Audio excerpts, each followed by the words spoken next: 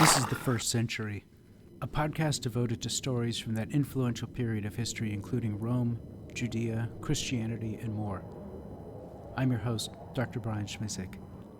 Get ready to go back in time and enter a world before computers, the stagecoach, the printing press, or even stirrups had been invented for horses. We're about to enter the first century. Episode 42. Agrippina returns to Rome, and a review of the intertwined imperial family. One of the greatest challenges in following the history of the Julio-Claudian dynasty is simply keeping track of the people. The imperial family was tightly interconnected through generations of marriages, and the Roman naming customs only add to the confusion. Aristocratic families frequently named children after distinguished ancestors, while mothers, daughters, and sisters often shared exactly the same name, distinguished only by labels such as the elder or the younger. As a result, historians often rely on family trees to untangle the relationships and to keep them straight. A chart in the show notes may be helpful. Several names recur throughout the dynasty. Julius Caesar, of course, gives us the name Julia. Augustus, before becoming emperor, was known as Octavian, and his sister was Octavia. Mark Antony is remembered in the feminine name Antonia, and Marcus Agrippa gave rise to the name Agrippina, and even in Judea to the Herod Agrippas, while the distinguished Domitius Ahenobarbus family produced generations of men and women bearing the names Domitius or Domitia.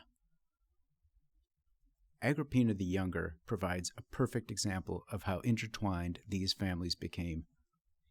As we have discussed in earlier episodes, she was the daughter of the celebrated general Germanicus and Agrippina the Elder.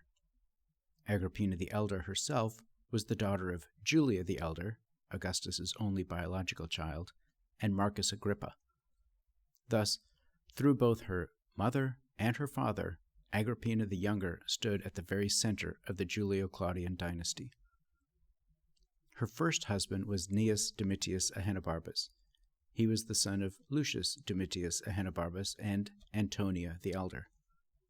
Antonia the Elder, as her name indicates, was a daughter of Mark Antony and Octavia the Younger, who was Augustus's sister.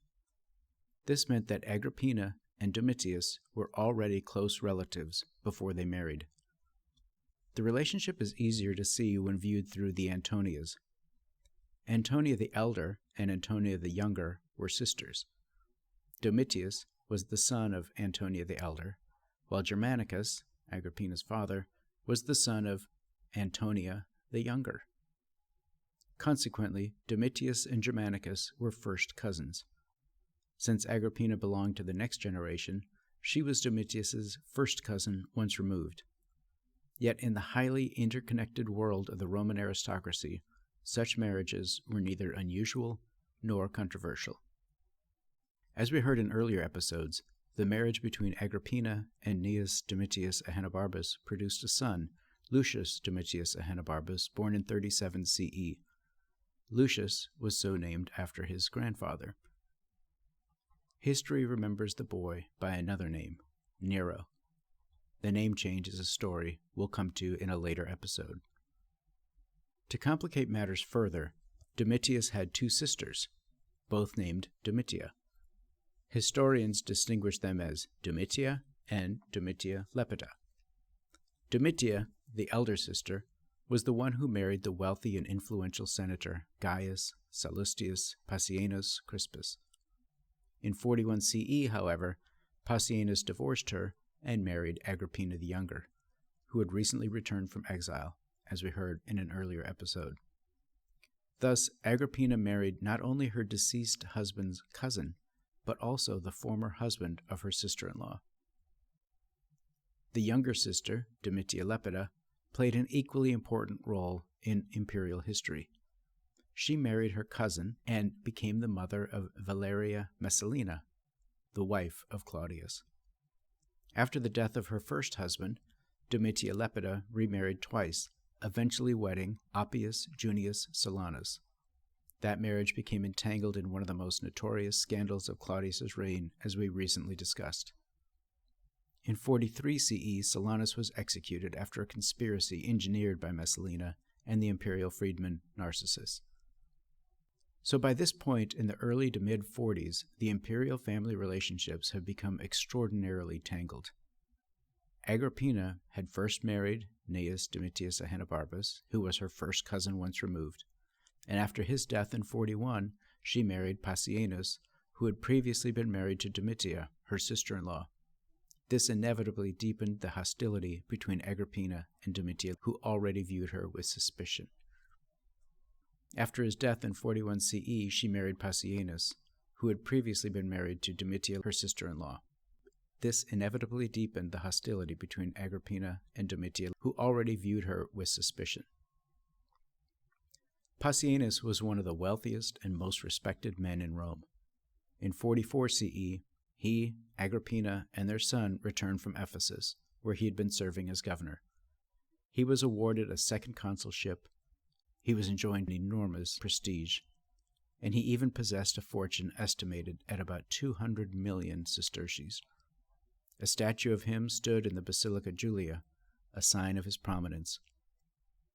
Through his successive marriages to Domitia and then Agrippina, he remained closely tied to the imperial family.